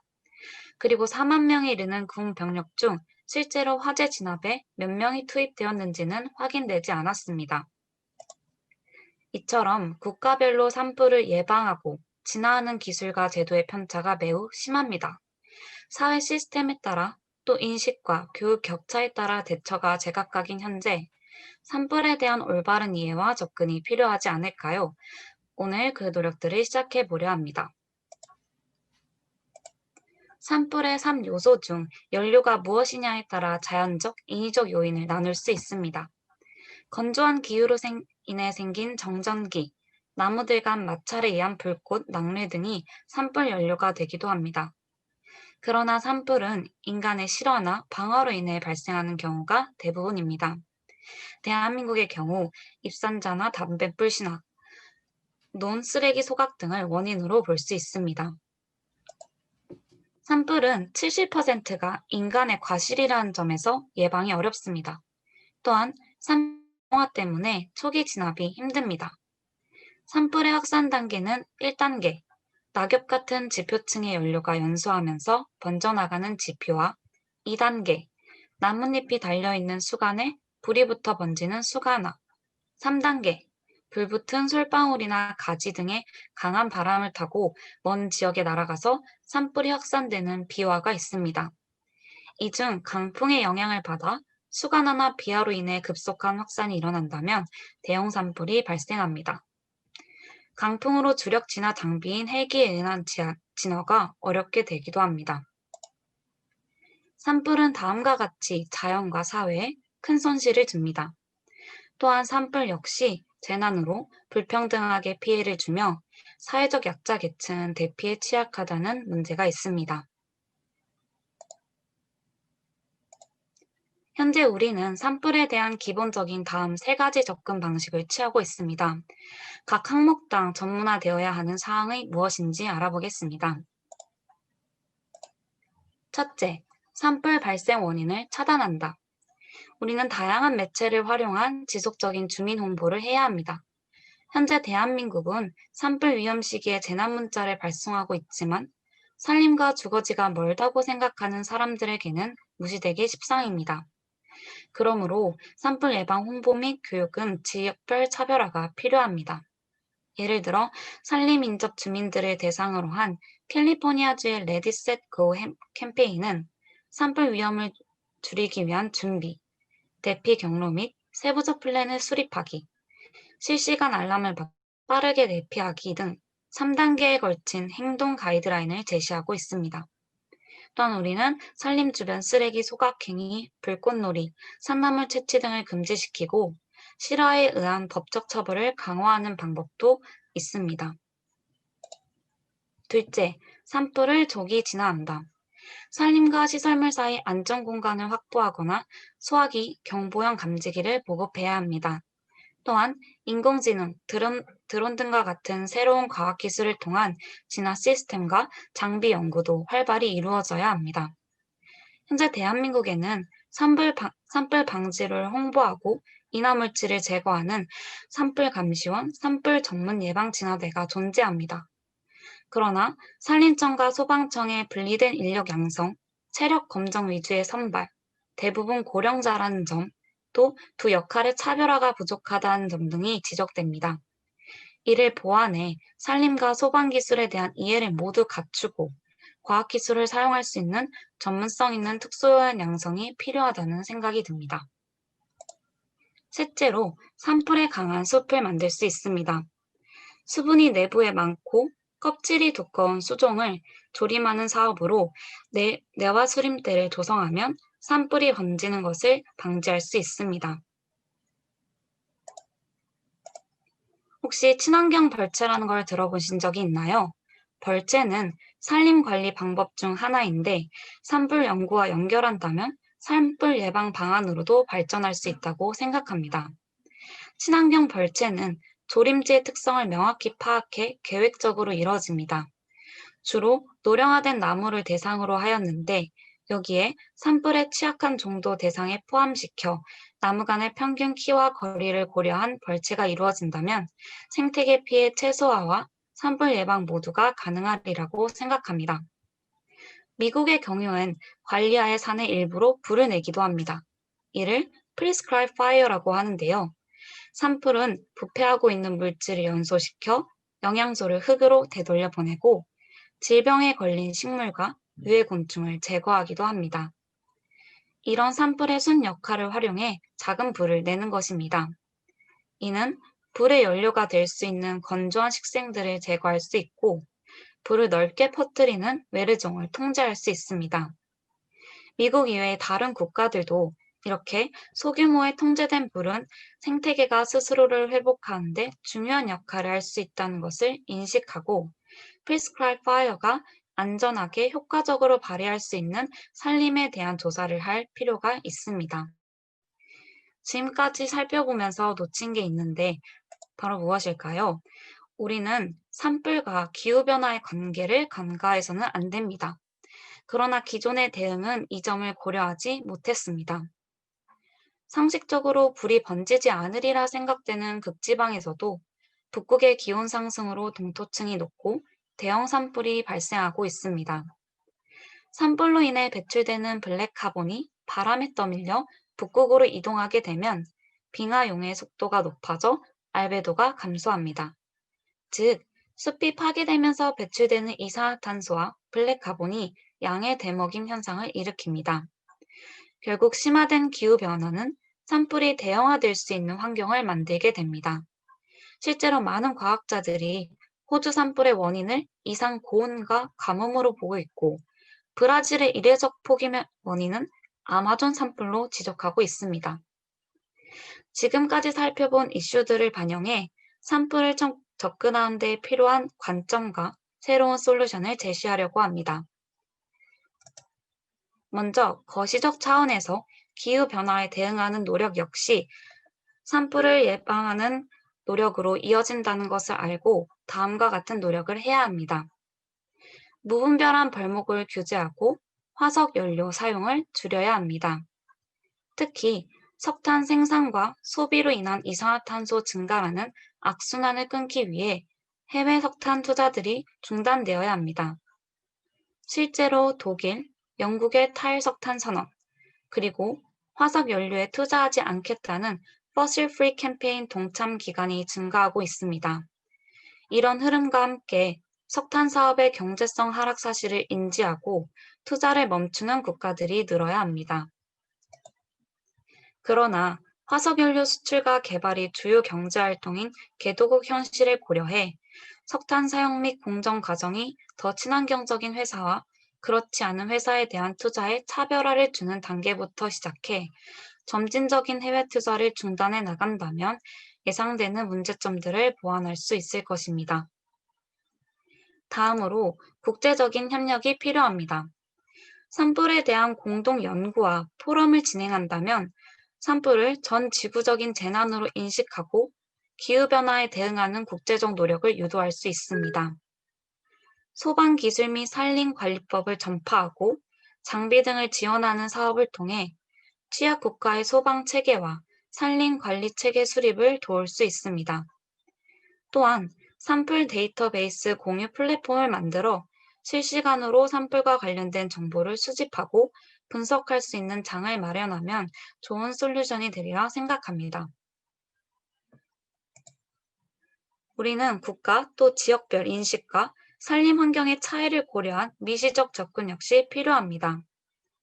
특정 지역에서 공공연구, 부문, 민간기업, 시민사회가 협력하여 혁신활동을 수행하는 사용자 주도형인 리빙랩 방식을 도입해 과학기술과의 협업, 그리고 여러 주체의 연대를 이끌어야 합니다. 예를 들어 산불 생존자 모임은 산불 피해 실태와 불평등을 알리고 기후행동 변화를 요구할 수 있는 설득력 있는 주체가 될 수 있는 가능성이 충분히 있습니다. 지역 전문가와 산불 소방 전문가, 과학기술 전문가, 일반 시민, 환경활동가, 청년 창업자 등의 연합 공동체의 프로젝트형 방식은 그 지역의 지형과 기후뿐만 아니라 산림 인근의 주택, 목재 문화재, 가스나 화학시설물, 대피장소 등의 데이터베이스를 미리 정확하게 구축해 효율적인 예방 방안을 모색할 수 있고 즉각적인 대응 체계를 구축할 수 있습니다. 또한 소외계층 없이 당사자들 간의 산불 논의가 가능해집니다. 마지막으로 일반 시민의 관심과 참여를 유도해야 합니다. 산림 지역에 살지 않는 사람들을 대상으로 산림의 독특한 특성과 관련된 행사를 통해 소중함을 느끼게 하거나 산불 예방 및 피해 복구에 대한 아이디어 공모전을 개최할 수 있습니다. 실제 타버린 산을 위해 산을 타는 강아지 산타독이라는 캠페인도 진행했던 경험이 있습니다. 또한 화재 대피 교육과 마찬가지로 산불 역시 예방 교육과 훈련을 의무화하고 대상별, 즉 어린이, 주민, 산불 감시원과 특수진화대, 군인과 경찰관 등의 유관기관 교육으로 세부해야 할 필요성이 있습니다. 여러분은 산불이 단순히 한 나라의 소방기술 발전으로 해결되는 문제가 아니라는 것을 깨달으셨을 것입니다. 앞으로 여러분이 자신이 정부와 국제사회, 국민, 그리고 세계 시민으로서 행동 변화를 요구할 권리와 의무 또 실천할 책임이 있음을 명심하셨으면 좋겠습니다. 이상 발표를 마치겠습니다. 네, 발표 잘 들었습니다. 우선 시간이 조금은 초과해서 이거는 먼저 말씀을 드리고요. 혹시 박서정 학생 프로젝트에 대해서 질문 있는 학생 있나요?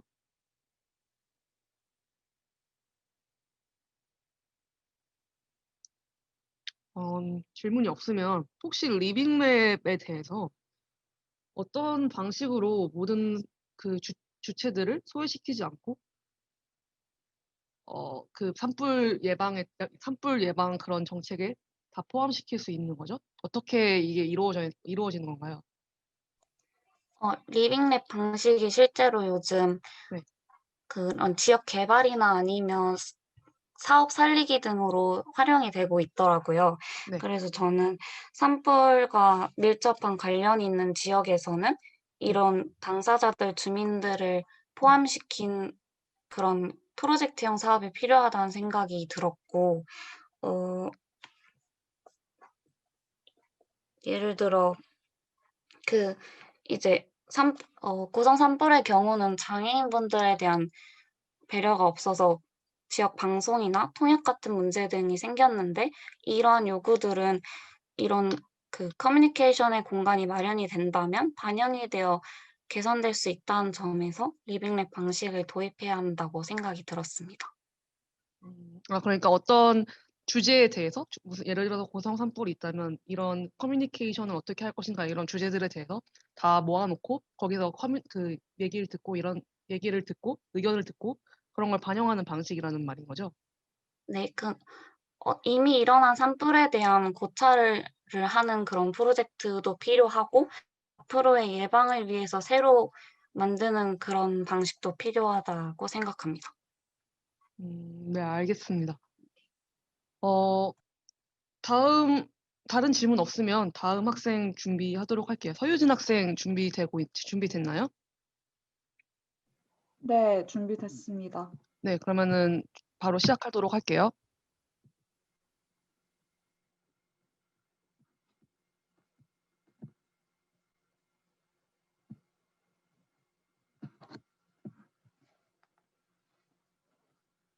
네, 발표 시작하도록 하겠습니다.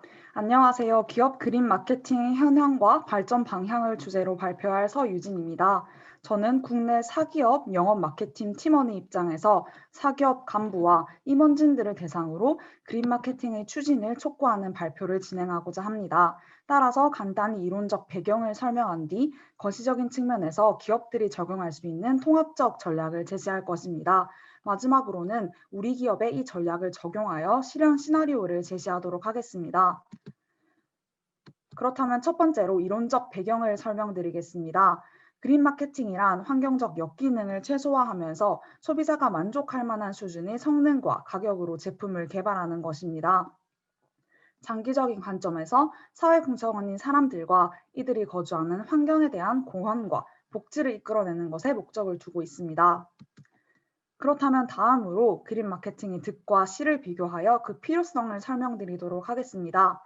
그린 마케팅은 일반적으로 비용이 많이 든다라는 인식이 강합니다. 실제 딜로이트 컨설팅 분석에 따르면 그를 새로 부착하거나 녹색 제품을 재설계할 경우 생산 비용은 1에서 3% 정도 증가한다고 합니다. 이는 지속적으로 원가 절감을 추구해야 하는 기업의 경우 만만치 않은 부담일 것입니다. 그러나 그린 마케팅은 보이지 않는 반대급부를 창출할 수 있습니다. 단기적인 생산 비용의 증가를 감수하더라도 장기적인 관점에서 지속 가능성을 고려한 판매 전략이 궁극적으로 보다 나은 비즈니스 모델이 될 수 있다는 것입니다. 구체적으로 그린 마케팅의 필요성을 다음과 같은 측면에서 말씀드리겠습니다. 첫째로 그린 마케팅을 통해 새로운 투자 기회를 확보할 수 있습니다.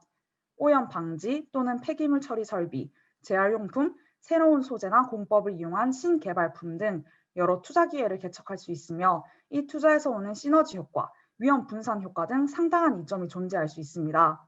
뿐만 아니라 기업은 이미지 증진의 효과를 누릴 수 있습니다.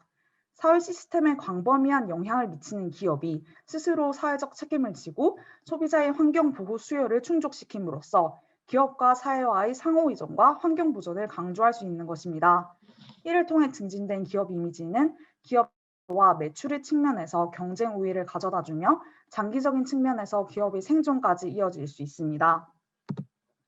이에 따라 많은 연구들은 기업의 환경 마케팅 시스템을 제품 개발, 그린 가격 결정, 유통 체계 결정, 그린 커뮤니케이션 등과 같은 4P의 관점에서 살펴보고 그 이상적인 방향을 제시하였습니다.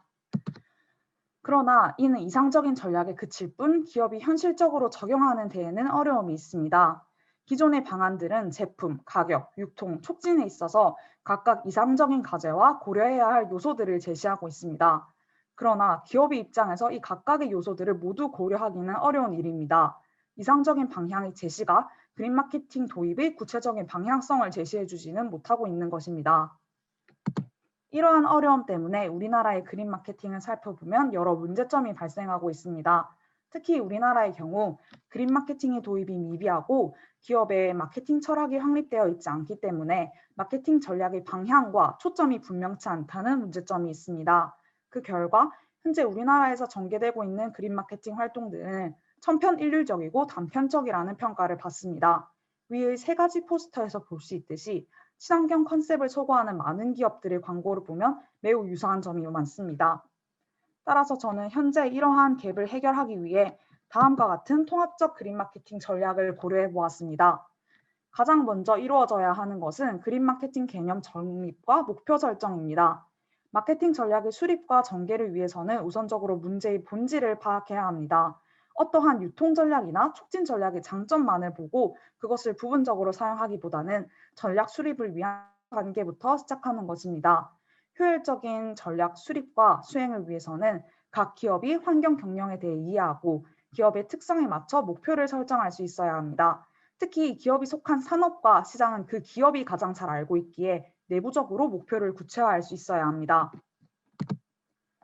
구체적인 마케팅 목표 설정 다음으로는 마케팅 믹스의 구성과 관리가 이루어져야 합니다. 마케팅에서 핵심 전략의 선정은 마케팅 믹스 요소 중에서 선정하는 것이 일반적인 반면 우리나라의 경우 경쟁업체의 활동을 추종하거나 상황 분석 없이 그린 마케팅이 이루어지고 있습니다. 따라서 마케팅 믹스 중 우리 기업의 적절한 요소를 선정하고 이를 바탕으로 핵심 전략에 초점을 맞춰 마케팅 믹스를 관리할 수 있어야 합니다. 실제 중소기업이나 소기업의 경우 모든 마케팅 믹스를 목표에 따라 관리하는 것은 어려울 것입니다. 따라서 기업의 특성에 맞춰 마케팅 믹스 요소 중 일부를 선택해 시간과 비용을 적절히 운용할 수 있어야 합니다. 마지막으로 이 과정까지 쌓아온 친환경 메시지를 고객에게 전달할 수 있어야 합니다. 시장이 일정 수준 이상의 규모로 성장하기 전까지는 그린 제품의 비싼 가격, 사용 방법의 생소함 등 다른 가치가 일부 희생되기도 합니다. 이에 따라 기업은 제품과 가격, 유통의 측면에서 친환경성을 고려하는 것뿐만 아니라 고객이 변화를 감내할 수 있도록 공감을 이끌어내는 설득이 필요합니다. 이를 위해서는 우선 구체적이고 명확한 정보를 제공해야 합니다. 또한 고객이 소비에 참여함으로써 변화를 만들 수 있다는 확신을 심어주어야 합니다. 이러한 방법들을 통해 그린 마케팅의 효과를 소비자에게 직접 인지시키는 것은 그린 마케팅의 효과를 증대시키고 그린 소비층을 더더욱 확대하는 계기가 될 수 있을 것입니다.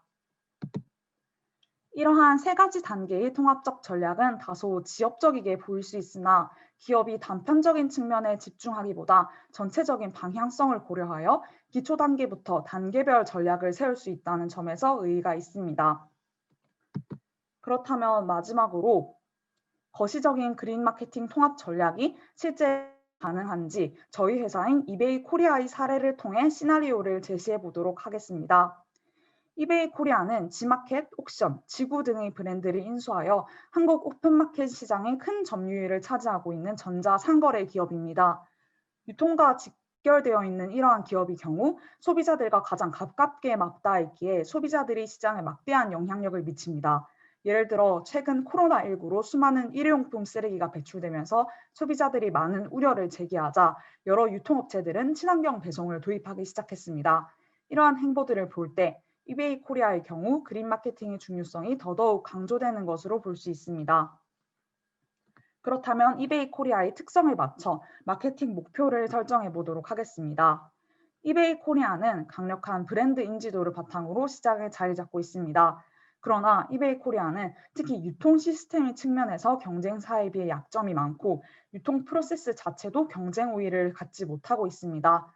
따라서 마케팅 목표를 지속 가능한 유통 시스템 구축으로 설정하여 마케팅 믹스 중 유통의 측면에 맞추어 전략을 구상해 나가야 합니다. 유통을 핵심 전략으로 선정한 이후 그 세부 마케팅 전략으로 다음의 계획을 진행할 수 있습니다. 첫째, 자체 조사를 통한 공급망 운용 비용 및 탄소에너지 저감 정책. 둘째, 유통 프로세스 내 일회용품 최소화 정책. 셋째, 유통 구조 이원화를 통한 신선식품 바로 전달 서비스로 구체화할 수 있을 것입니다. 이에 대한 자세한 설명은 시간 관계상 생략하도록 하겠습니다. 마지막으로 소비자에게 친환경 메시지 전달을 위해 유통 과정에서 자원 전략을 가시화하여 제시해야 합니다. 신선식품 배달 시 박스나 냉매 바로 전달받은 고객에게는 그린 스탬프를 통해서 얼마나 자원 절약에 기여했는지 보여줄 수 있을 것입니다. 후에는 촉진 전략으로 확장하여 이 스탬프를 실제 캠페인으로 환원할 수 있게 한다면 더욱 기업에 대한 고객의 충성도를 높일 수 있을 것입니다. 한편 기업의 그린 마케팅 노력에 따라 고객은 환경 가치를 인식하고 그린 소비층으로 입지를 더 단단히 다질 수 있을 것입니다. 소비자가 그린 유통 제품의 효과를 이해하고 그린 제품에 관심을 갖는 것은 다시 기업과 정부의 피드백으로 작용하여 그린 마케팅에 대한 관심과 환경 보전 의식을 높이는 계기가 될 것입니다. 이렇듯 그린 마케팅의 도입은 단순한 기업이라는 주체뿐만 아니라 소비자와 정부라는 모든 주체에게 영향을 미치며 기업의 입장에서 선도적으로 그린 마케팅에 앞장서는 것은 환경 문제의 해결에 기여할 수 있을 것입니다. 또한 이것은 사회적인 관점에서뿐만 아니라 기업의 이익 측면에서도 상당한 이익이 존재합니다. 물론 그 과정에서 단기적으로 비용적 어려움이 있을지라도 장기적으로 보았을 때 이를 보완할 만한 충분한 사회적, 경제적 이익을 창출할 수 있을 것입니다. 이에 따라 저는 사기업 전반, 특히 저희 기업인 이베이 코리아의 그린 마케팅 적극적인 도입과 통합적 마케팅 전략의 활용을 제안하는 바입니다. 이상으로 발표를 마치겠습니다. 감사합니다. 네, 발표 잘 들었습니다. 혹시 이 서유진 학생 발표에 대해서 질문 있나요?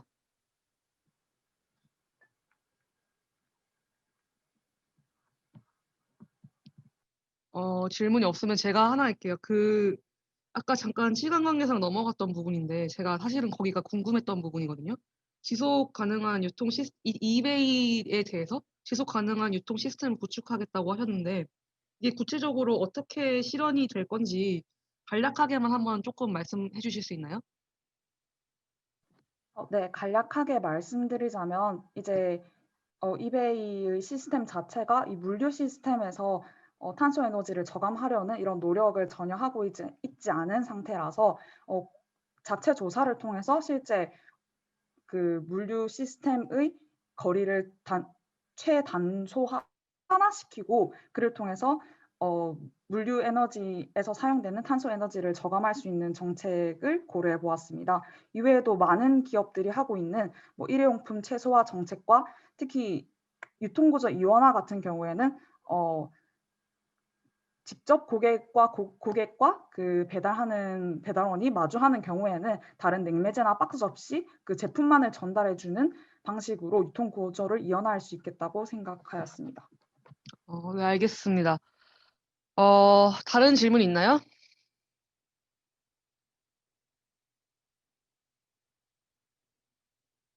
다른 질문 없으면 다음 이태훈 학생의 프로젝트로 넘어가도록 할게요. 준비되셨나요, 이태훈 학생?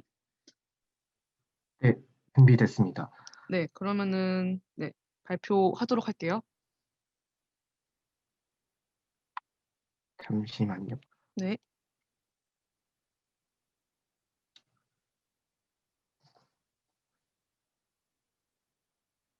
네, 시작하도록 하겠습니다. 안녕하세요. 저는 마스크 급증에 대한 대응책으로 마스크 소각 전용 프로세스를 제시하고자 하는 국제학부 이태훈입니다. 발표를 시작하기에 앞서 저는 우선 본 프로젝트의 타겟을 정부 관료와 국회의원, 그리고 각 지방자치단체장으로 설정하고자 합니다. 그럼 이제 본격적으로 발표를 시작하도록 하겠습니다.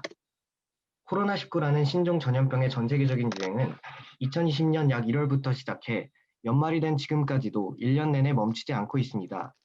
그 사이 마스크는 전 세계적인 일상 필수품으로 자리매김했고 마스크 사용량은 자연히 폭증했습니다. 실제로 일찍이 전국민적인 마스크 사용이 의무화된 우리나라에는 하루 평균 1,000만 개를 웃도는 마스크가 공급되고 있고 그 폐기량도 자연히 이에 준할 것으로 예측되고 있습니다. 이러한 마스크는 플라스틱 용기와 동일한 폴리프로필렌으로 제작되어 썩는 데 500년 가까이 걸림에도 불구하고 플라스틱과는 다르게 재활용이 불가능하다는 특성을 지녀 정식 폐기 절차가 진행된 뒤에도 환경 문제 악화의 주범이 될 수 있습니다. 특히 바다에 매립할 시 이미 익히 알려진 플라스틱 선 문제를 더욱 악화시키고 해양 생태계를 위협할 가능성이 다분합니다. 무단 폐기되는 마스크가 일으키는 환경 문제도 심각합니다.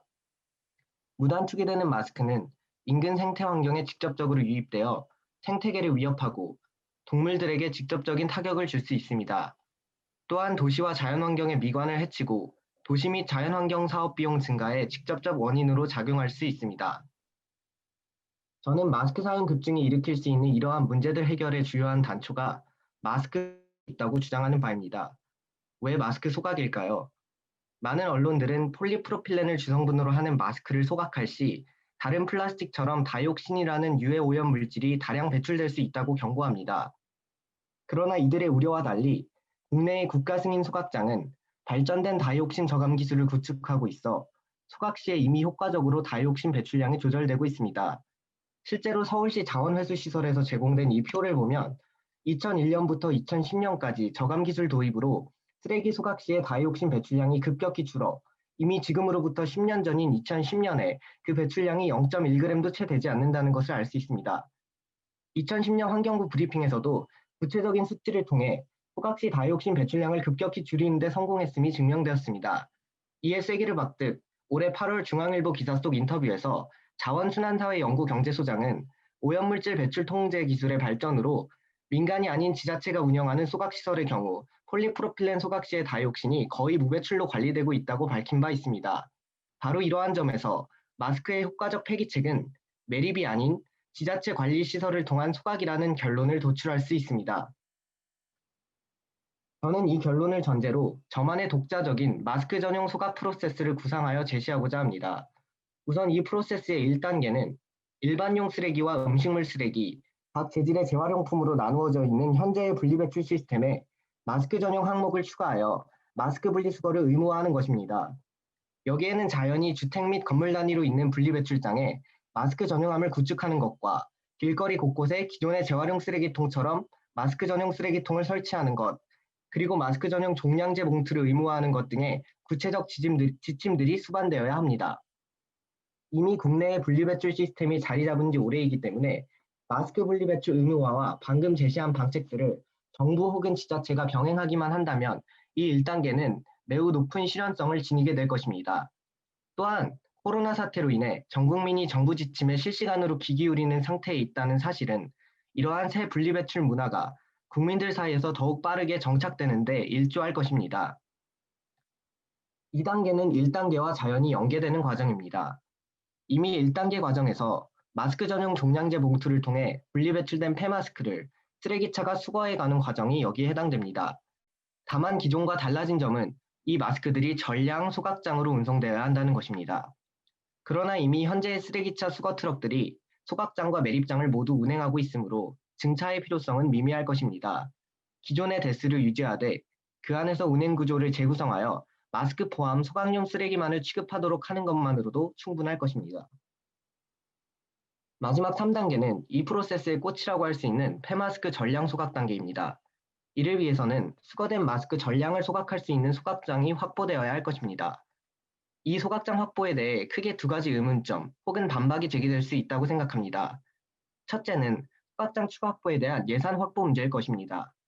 그리고 두 번째는 코로나19 사태 종식 후에는 이 증설된 소각장들이 애물단지가 되지는 않겠냐는 우려일 것입니다. 지금부터는 이 두 가지 쟁점에 대한 답변을 제시해드리고자 합니다. 먼저 소각장 추가 확보 관련 예산 문제입니다. 우선 여러분들께서는 소각장 증설 비용이 수백억이 넘을 것이라고 예상하실 수 있지만 전혀 그렇지 않습니다. 쓰레기 소각장 건설비는 통상 하루 처리 용량 1톤당 1억 원입니다.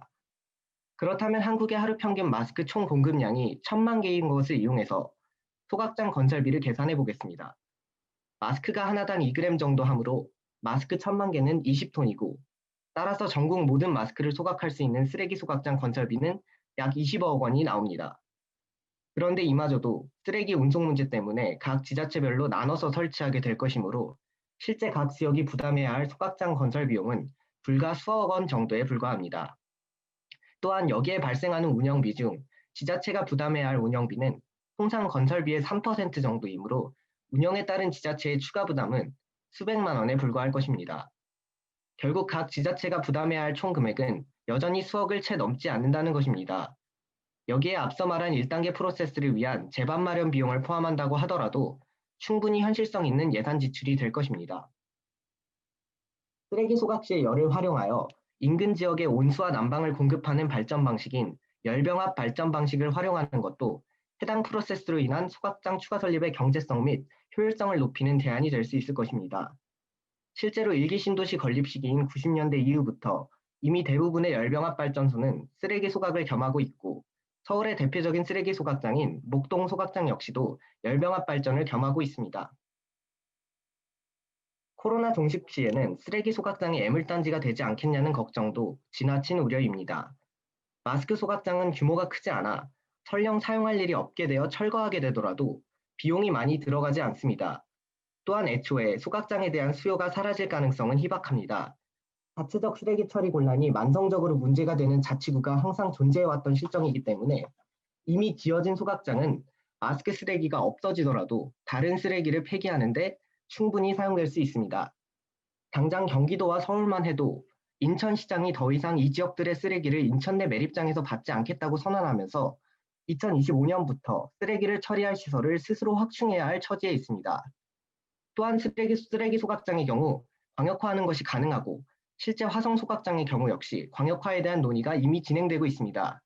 이러한 점들을 종합했을 때 애초에 쓰레기 소각장의 수요가 사라질 가능성은 적고 만에 하나 수요가 없더라도 철거에 들어가는 비용이 부담될 정도는 아니며 만약 열병합 방식을 도입한 경우라면 에너지 전환의 플랜트로 사용하는 건 역시 가능하다는 점에서 애물단지로 전락할 것이라는 걱정은 불필요해 보입니다. 정리하자면 저는 소각의 방식은 오염물질 방출이라는 또 다른 환경 문제를 일으킬 것이다 라는 기존의 인식을 뒤집고 마스크 쓰레기 폐기에 있어서 환경적으로 가장 효과적인 대책이 소각이라는 점을 밝혔습니다. 그리고 이를 현실화하기 위해 마스크 전용 소각 3단계 프로세스라는 기존에 제시된 적 없는 저만의 독자적인 프로토콜을 제시하였습니다. 이 프로세스 안에서 마스크는 마스크 전용 종량제 봉투를 통해 기존의 분리수거와 동일한 방식으로 배출 단계에서부터 분리 배출될 것이고 이렇게 분리수거된 마스크는 전량 소각장으로 운송되어 유해물질이 0에 수렴하는 채로 소각될 것입니다. 이를 위해서는 소각장 추가 확보가 필요한데 저는 여러 근거를 들어 이것의 효율성과 경제성 그리고 실현 가능성을 증명했습니다. 이렇듯 전혀 비경제적이거나 실현 불가능하지 않은 제 제안을 채택하신다면 매년 동안이나 썩지 않는 마스크를 친환경적으로 폐기할 수 있게 될 것이고 마스크 분리배출 문화가 정착되어 앞선 재활용품 분리수거 사례에서 이미 증명된 바 있듯이 마스크 무단 투기율이 급격히 줄 것이며 버려진 마스크를 통한 코로나 2차 감염의 위험마저 줄일 수 있을 것입니다. 제 발표를 들어주신 정부 관계자, 지자체장 여러분들, 환경을 위해, 더 나은 환경을 위해 제 제안을 받아주실 것을 간곡히 부탁드립니다. 게다가 기존에 이미 시행 연구되고 있는 마스크 업사이클링, 친환경 마스크 개발 등의 타 대안들과 맞물린다면 그 효과는 더욱 커질 것입니다. 긴 발표 들어주셔서 감사합니다. 네, 발표 잘 들었습니다. 혹시 이태훈 학생 발표에 대해서 질문 있나요? 네, 질문 있는데요. 그 네. 소각장을 늘리는 걸로 인해서 탄소 발생이 왜냐하면 다른 쓰레기도 이제 소각장에서 태우려고 할 테니까 전체 쓰레기 중에서 소각되는 비율이 늘어나잖아요. 그러면 그걸로 인한 탄소 배출이 증가하는 것에 대해서 어떻게 생각하시는지 좀 궁금합니다. 네, 탄소 배출도 당연히 증가가 되는데 플라스틱을 소각할 시에 가장 크게 배출되는 물질은 다이옥신으로 알려져 있습니다. 그래서 탄소 배출은 일단 그렇게 유의미한 양으로 방출되지 않는 것으로 그동안 조사가 되어 왔었고 실제로 마스크 소각량이 정말 유의미할 정도로 많은 양은 아니기 때문에 이제 탄소 배출은 크게 걱정할 정도는 아니다라고 결론을 내서 드릴 수 있을 것 같습니다. 또 질문 있나요? 네, 저도 질문 하나 있는데 네네. 그 1단계에서 따로 마스크를 전용으로 수거하는 뭐 용기 뭐 그런 것들을 언급하셨잖아요. 그런데 저희가 따로 그것을 이끌어내는 동기가 좀 부족할 수도 있을 것 같다는 생각이 들어요. 약간 불편하기도 하고. 그래서 그런 동기를 이끌어내기 위해 어떤 것이 필요할지 좀 생각하신 것이 있는지 여쭤보고 싶습니다. 네. 일단 재활용 문화가 일단 잘 정착해 있기 때문에 그 재활용 문화의 연장선상으로서 마스크 분리 배출을 의무화하면 기본적으로 이제 그 문화에 익숙해진 국민 여러분들이 잘 따라주실 거라고 생각을 하고요. 이와 또 수반되는 캠페인이라든가 혹은 재난 문자 같은 지금 공공에게 전달되는 문자 등을 활용해서 홍보를 적극적으로 한다면 이미 코로나라 이제 정부 방침에 열심히 기울여 주시고 있는 국민 여러분들께서 더 잘 대응을 해주실 거라는 생각이 듭니다. 감사합니다. 네, 또 질문 있나요? 저도 질문이 하나 있는데요. 그 코로나가 종식되고 나서 이 만들어진 작은 소각로에 대해서 이게 무용지물이 되지 않을까라는 거에 대해서 답변을 해주셨잖아요. 그런데 이게 일단 마스크 전용이기 때문에 굉장히 작은 설비 용량을 가질 거고, 그러면은 이 코로나가 끝나고 난 후에 실제로 얼마만큼의 쓰레기를 소각할 수 있을 것인가에 대한 실효성에 대해서 문제가 있을 수 있을 것 같거든요. 혹시 지금 태워지는 쓰레기 대비해서 만들어질 이 작은 마스크 전용 소각장들이 지금 생활 쓰레기들이나 이런 거를 태웠을 때 어느 정도를 줄일 수 있을 거라고 생각하시나요?